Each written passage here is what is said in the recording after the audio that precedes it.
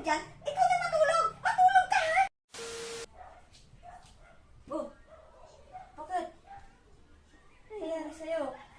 Ang sama pakiramdam ko lang eh.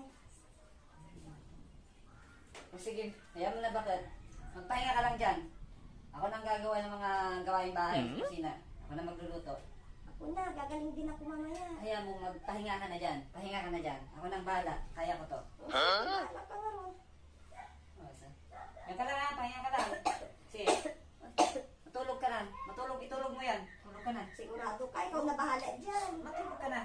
Sige na. Ay, bakit? Oo. Saan pala nakalagay yung kaldero? Magsayang ako ng kanin muna. Anda dyan sa baba, tignan mo na lang dyan. Anda dyan sa baba. Dyan sa may ano, may lapit sa rep. Ay, bakit? Oh, Yung bigas! Saan mo ba nilalagay yun?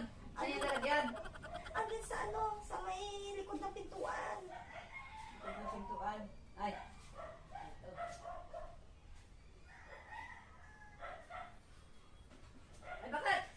Isabay ko na rin pagluto ng ulam anong lulutuin. Para sabay-sabay na. Andyan sa rep, ibaba mo na lang dyan sa rep. Yung isda. Isda! Oo.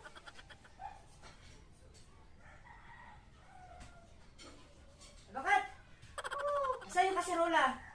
Nakasarulan na doon katabi ng Bakit kasi hindi mo pinagtatabi yung kaserola at kaldero? Katabi ng kaldero lang yun. Hanapin mo na dyan. Ano naman ang... Hindi ako makatulog sa'yo eh.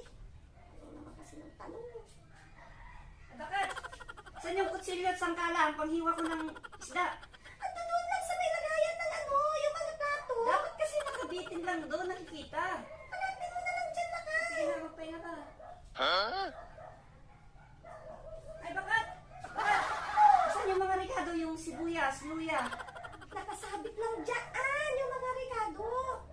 Jesus naman. sige. Tanong ka na ako, makakatulog, tanong ka ng Sige na, matulog ka na, pahinga ka na. Ay, bakit? Tawag nito yung... Okay lang ba yung kwan, yung gas? May laman pa yun? May laman pa yung pangka, yung gas?